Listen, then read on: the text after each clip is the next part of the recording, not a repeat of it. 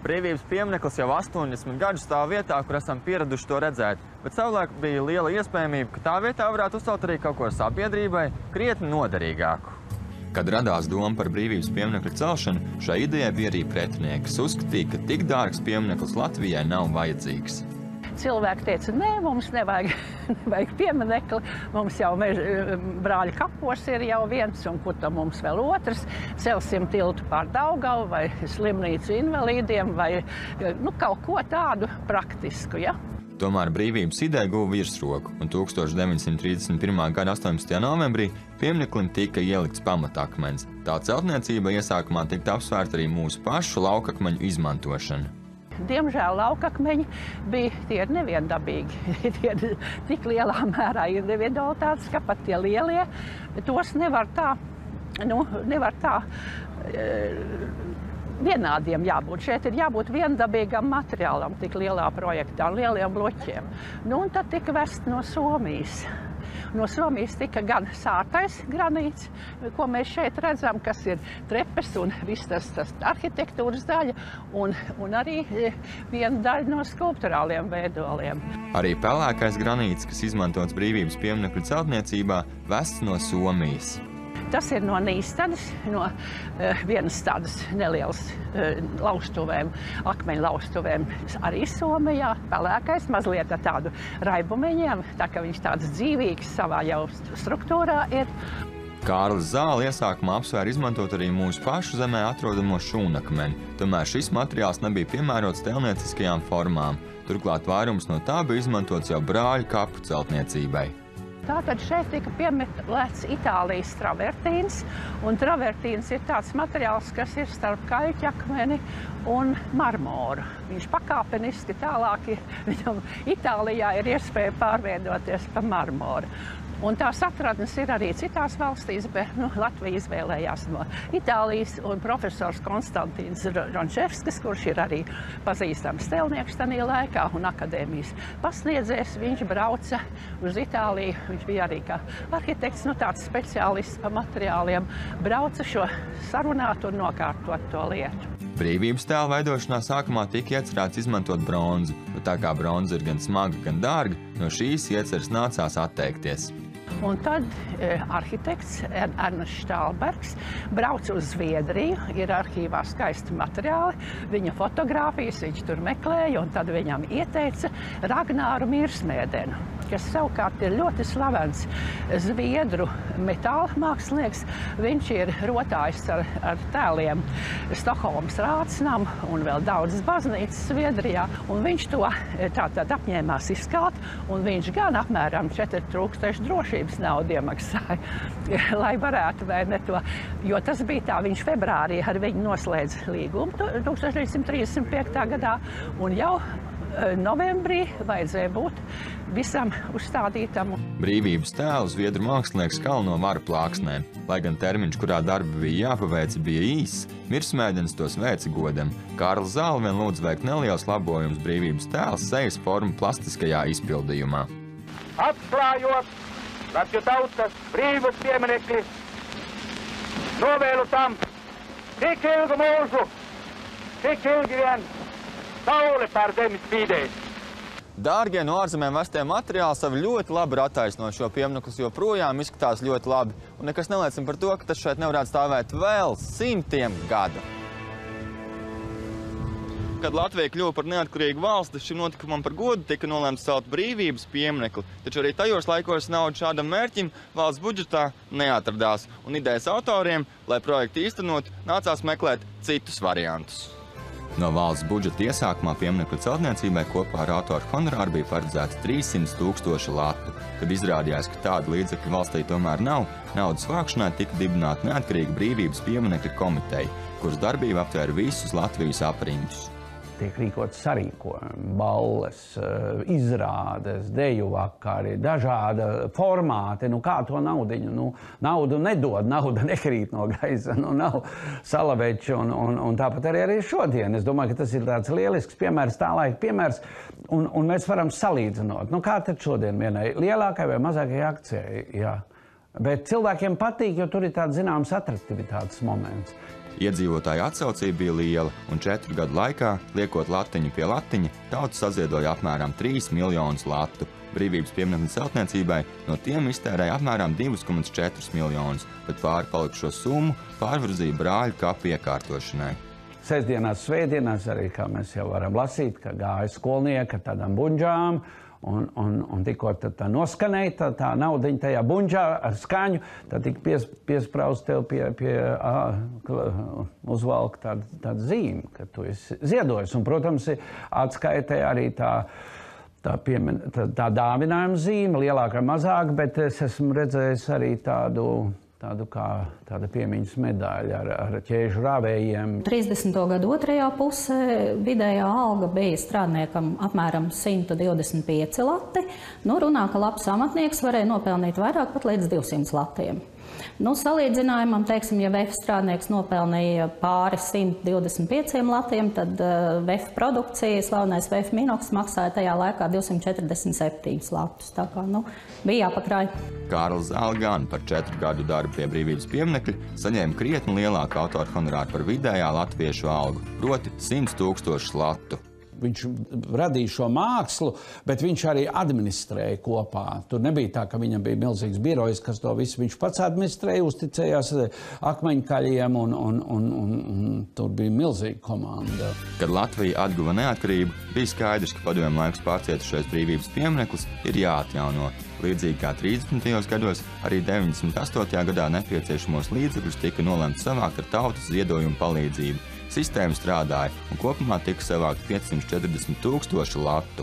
Tiem cilvēkiem, kas ziedoja gan darba vietās, vai kur citur, tur mēs devām tās, viņi iesniedz sarakstus, piemēram, es atceros Rīgas siltums, uzņēmums Rīgas siltums iedeva sarakstu, un mēs iedevām tās ziedojuma zīmes, vai vienā gadījumā laikam mēs uzrakstījām viņiem par visu to summu. Redziet, piemēram, Radisson, Sas, Daugava hotela darbinieki. Saziedoja anonīmi 226 latus. Mēs uzrakstījām šādu te skaistu diplomu, un viņiem kaut kur tam diplomam ir jābūt. Brīvības piemineklis nav vienīgais piemineklis, kas lepni stāv pateicoties tautas ziedojumiem. Pēc privāta personu iniciatīvas un ar ziedojumu palīdzību Rīgā celt arī, piemēram, diriģenta Leonīda Vīgnera piemineklis pie operas un Kārļa Ulmaņa piemineklis Bastai. Taču mūsu vidū joprojām netrūkst cilvēku, kas var daudz pastāstīt arī par pašu pieminekļu pirmajām dienām. Jānis Pakārklis ir vecāks par brīvības pieminekli. Cirmijam kungam ir jau pāri 90. Viņš atceras, ka skolas laikā ir ziedojis naudiņu pieminekļu celšanai. Katrs var kaut santīmu tādā laikā. Un tad mēs tādā laikā vēl, laikam, 4 bijām, tikai mēs vispār bijām 9 bērnu ģimenē, bet tādā laikā vēl tikai 4 vēl bijām. Tad tētis iedeva, laikam, mūsu ar vecāko māsu, mēs 2 jau bijām skolnieki, pārējie vēl nebija. Un tad mūs, laikam, neatceros cik, bet man tā liekas, ka 50 centiem, toreiz pa laivinieku sauc to 50 centiem naudas gabaliņu. Bijušais jūrnieks Elmārs ir saglabājis ielūgumus brīvības pieminekļa atklāšanas ceremoniju. Tiesa ielūgums gan pienāca viņa tantei, kas Elmārs atklāšanu līdzi tomēr nepaņēma. Bija tāds uzplūdums, ka nebūs piemineklis, un tad kāds viņš būs, to jau avīzēs rakstīja, un bildes bija.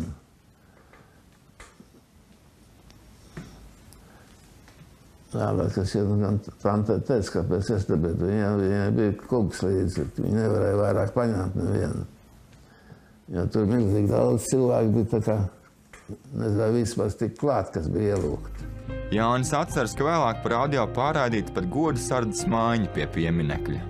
Tad skolotājs iznesa to aparātu, un tad klausījāmies to goda sardzes mājiņu pie brīvības pieminekļa.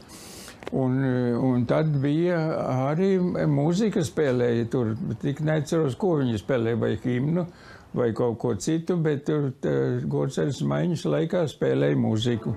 Kad piedzima Biruta, brīvības piemineklis jau bija uzcelts, taču fotogrāfija no 1946. gada ir vienīgā, kur viņa ir pie brīvības pieminekļa.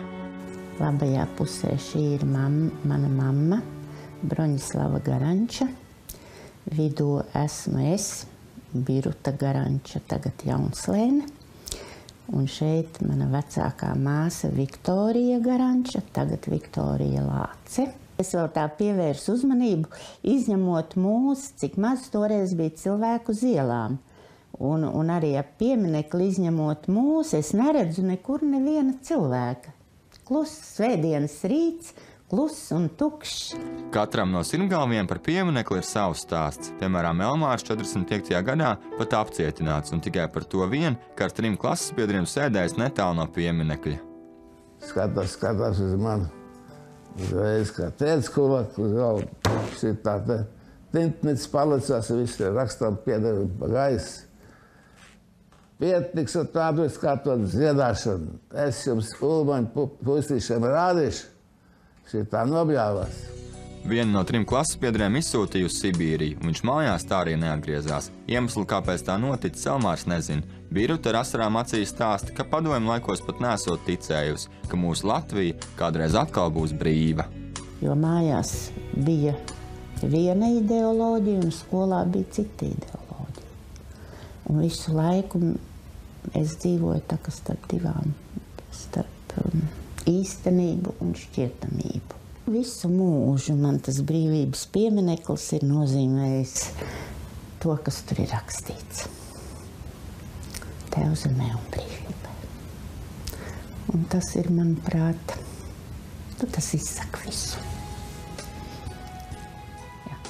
Un šodien ar ejot viņam garām un skatoties, es bez asarām acīs nevaru skatīties.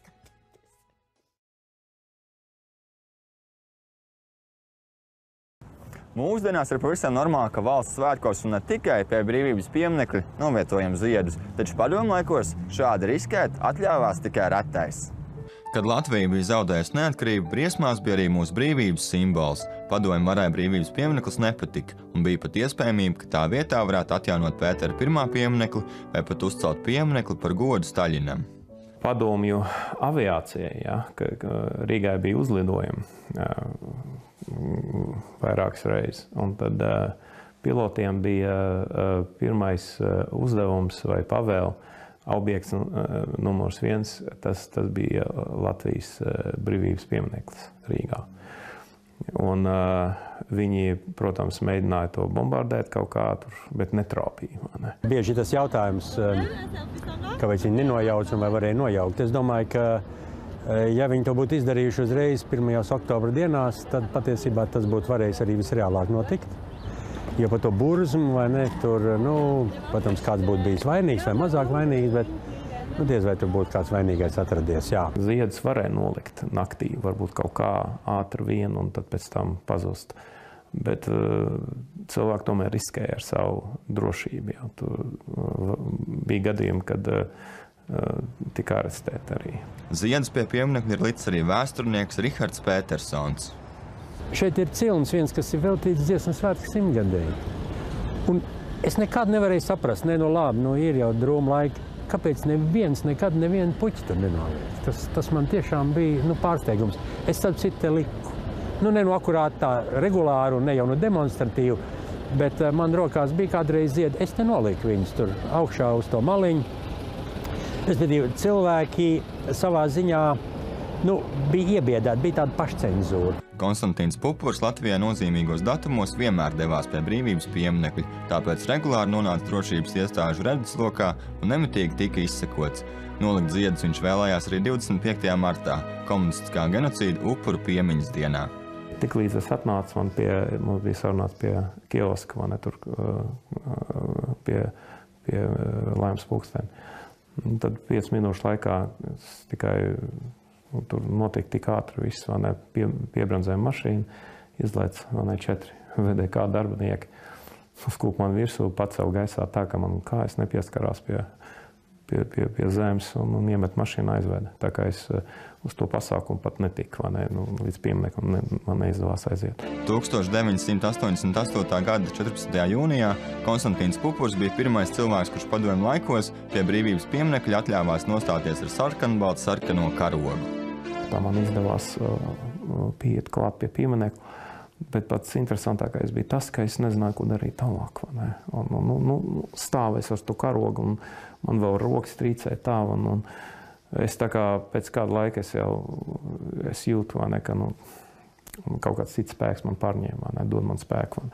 Un tad redzot tos cilvēkus visus priekšā, tur asars acīs, citi metās ceļos, un citi tur šausminājās, kas ar to puisi tagad notiks. Ar karogu drošības dienestu uzraudzīts, bet ļaužu masu aizstāvēts, Konstantīns vēlāk aizgāja līdz pat brāļu kapiem.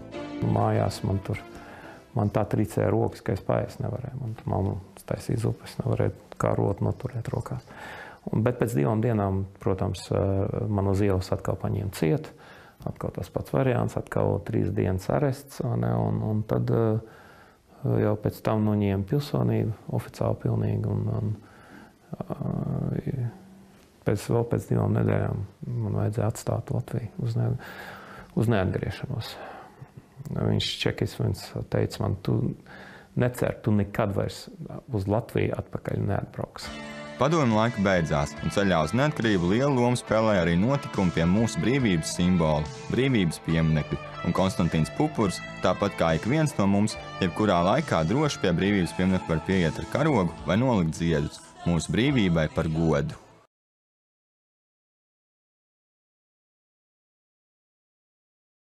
Otrā pusē atrodas pamatīgas metāla durvis, bet vai jūs zināt, kas aiz tām atrodas?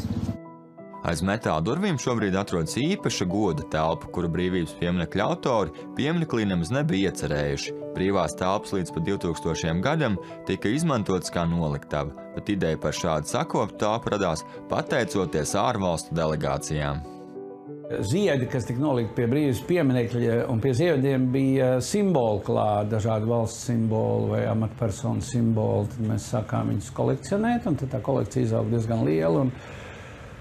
Un tad radās arī doma par to, ka šo telpu varētu drusciņu savest kārtībā. Kazahstāna, te ir Moldāvijas prezidents, redziet, te ir Lietuvas prezidentas, jā, prezidents, Izraels prezidents. Organizācijas, valsts vīri, visi te, un vienkārši šie simboli ir pie ziediem, un mēs vienkārši aiz cieņas tā kā esam, redziet, Moldāvijas prezidents, tas jā, Republika Moldāvijā, un Spānija, redziet, Spāna. Tā kā mēs katru dienu paliekam arvien bagātāk. Tad to liksim šeit, tā. Un tad uz atklāšanu tad bija tā iespēja, ka varēja, visi, kas trāpjās, te tauta parakstīsies, tauta. Jā, bet arī tikai uz to brīdi. Un tad jau vietu tur.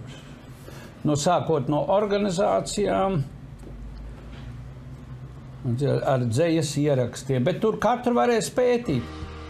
Esam iepazinušies ar brīvības piemineklī apskatāmajām piemiņas lietām. Laiks aplūkot vietas, kur savu kāju spērs tikai retais. Kas tur lai atrodas? Katakombas. Tur priekšā tad redzam tā Pētera pirmā pieminekļa atbalsta velve. Tā ir tā vēsturiskā daļa. Tā ir daļa, kas ir saglabājusies, teiksim tā. Un tad jau pārējais viss ir vairāk tāda, ne tik daudz emocionāli un skaisti, bet tā ir tā tehniskā daļa, jā, viss šis caurulis un ka mums aiz muguras tas ir ūdens savākšanas kolektors, kas tad savāc visus ūdeņus, kas ietek pieminekli un arī uz terasēm, kas savācās, un tad viņš nonāk tālāk te rezervuārā un aiziet tur prom uz kanālu. Izrādās, ka apiet apkārt piemineklim iespējams ne tikai no ārpuses, bet arī atrodoties tā iekšienē. Te var redzēt kaut kādu caurumu, kas ir kaut kādi kontrolu urbumi. Tātad šis no otras puses jau ir šie konkrēti ir travertīna ciļņi no sāna. Tad šīs var redzēt otras puses, te ir gaisa starpkārtas, un tad mēs arī sekojam līdz, kas notiek viņiem no otrām pusēm. Kas notiek pieminekļa otrā pusē, iespējams novērot visa pieminekļa garumā, līdz pašai augšai, kur atrodas brīvības tēls. Lai tur nokļūtu, sākumā jāpieveic 126 pakāpieni. Bet kāpēc šeit nevarētu būt lifts? Vajag mazais liftiņš sanāks. Nē, es domāju, tīpa konstruktīvi tas tur īpaši. Nav iespējams. Iespējams, droši vien ir daudz, kas, bet, vai vajag, uzkāpsim augšā, tad jūs sapratīsiet, ka tur neviens lifts neievietojās. Kāpjot augstāk, dzirdama pamatīga putnu ķērkšana. Vai tiešām brīvības tēlā ir iemitinājušies putni? Kas ar putni dzīvo? Nē, tas ir kārtējies atkal tehnikas brīnums. Tas ir domāts kā putnu atbaidītājs, teiksim, šīs te skaņas, tā kā... Eksistē visādas metodikas, kā mēģina tikt no putniem vaļā, lai tur nesēž uz apzeltītajām zvaigznēm. Tieši zem brīvības tēla atrodas 2 lodziņi, pa kuriem pavērs fantastisks skats uz Rīgu. Tiesa skaisto ainavu no šāda rakursa var aplūkot tikai retais, jo brīvības pieminekli atvērt turistiem nav paredzēts.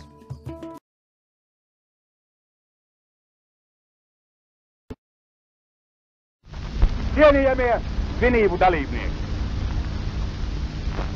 Apsveic jūs valsts svētkos. Visus, kas esat šeit klāt, un tāpat arī visus tos, kas savās sirdīs un domās dzīvojat šim svarīgam brīdim līdz, un tauta ir uzcēlus šo pieminekli ar paša tautas labprātīgi ziedotiem līdzekļiem. Novēlu tam tik ilgu mūžu, tik ilgi vien saule pār zemi spīdēs.